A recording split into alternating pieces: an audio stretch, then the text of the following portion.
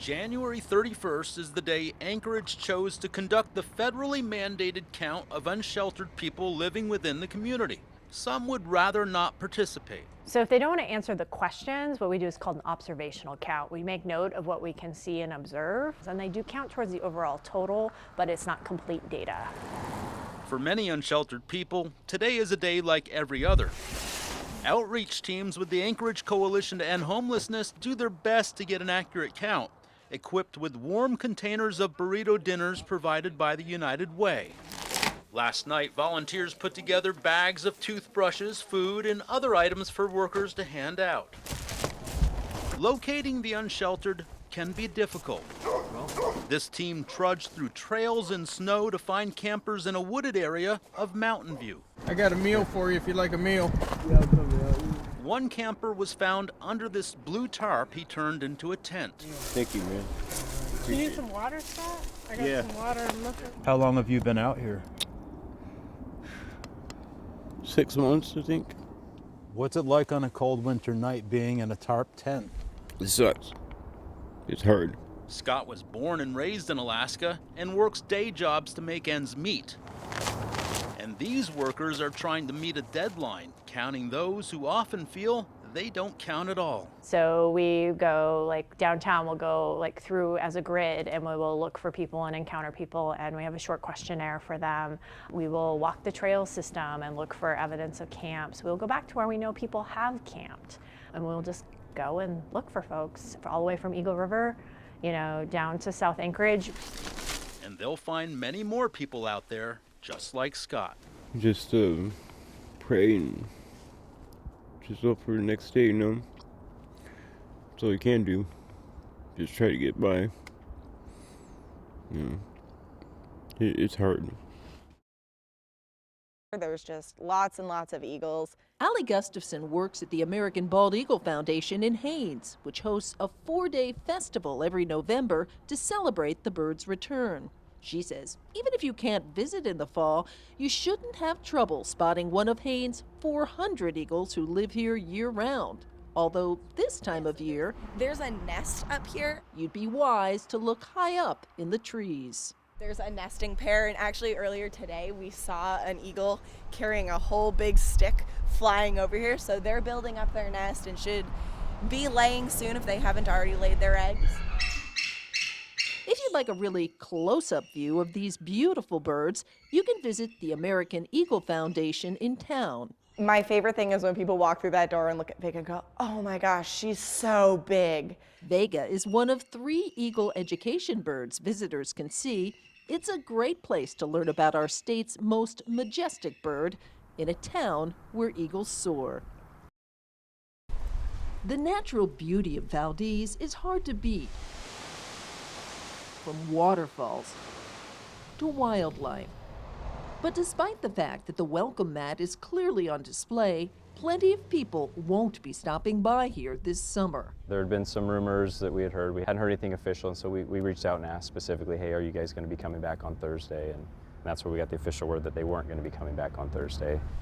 With 3 days' notice and no explanation, Norwegian Cruises pulled its ship, Norwegian Spirit, from the Valdez port for the rest of the season, taking with it the 15,000 visitors that were expected to visit the port city this summer. We have some folks who started up new businesses to cater to these endeavors, and they're going to be hurting. Sorry to hear about your loss. Confirmation, cancellation. One of them is Brian Rhodes. And a lot of people, I think, are extremely disappointed. They were really looking forward to coming here. Rhodes invested in a new tour bus to take cruise guests to see waterfalls and glaciers. He was fully booked. Now he owes thousands of dollars in refunds. I have to refund hundreds of people, tens of thousands of dollars over the course of the next 60 to 90 days.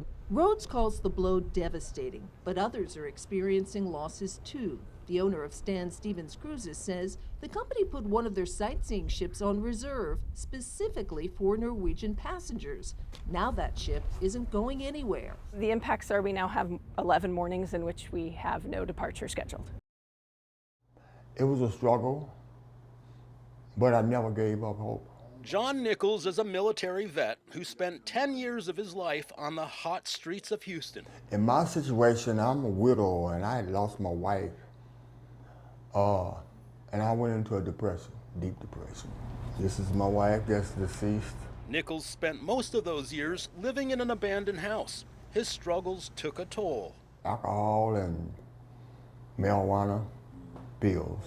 Amen. Amen. But Nichols got assistance through the community's program to help homeless people transition from the streets to permanent housing.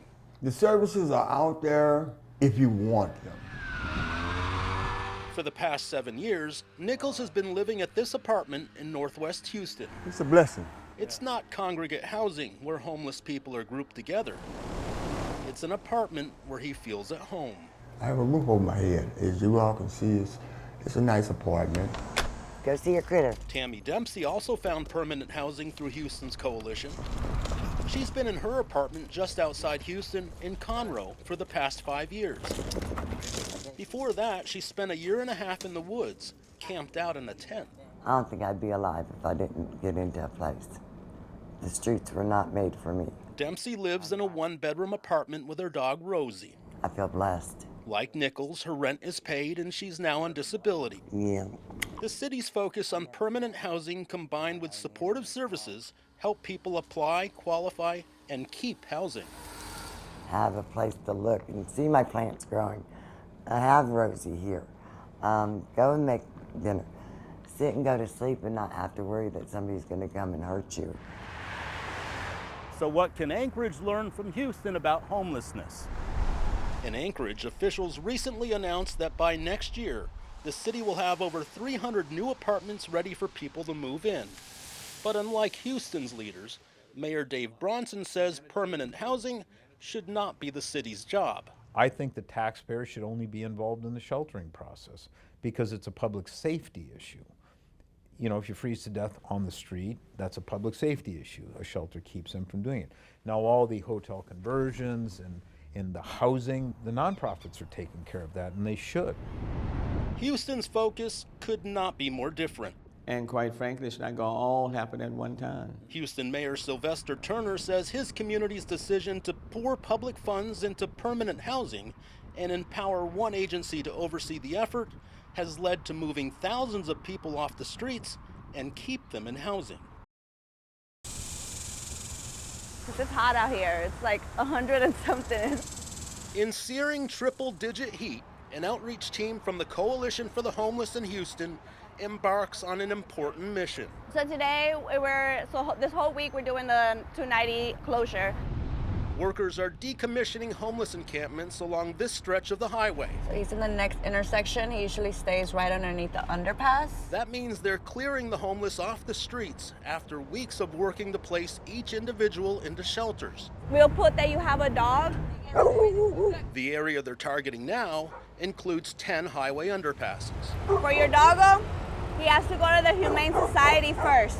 These are places where Houston has made it illegal for the homeless to camp since the city can offer them alternative shelters. You want to do that? The coalition has a system in place over the course of a week to prepare folks for the journey to a better place to live. One of the men found is Wendell Hall. He's been on the streets for 2 years, often panhandling at this intersection. You not taking anything? I ain't got them. Okay. When the team finds him, he's eager to leave. Basically, you like a child because the people take care of you.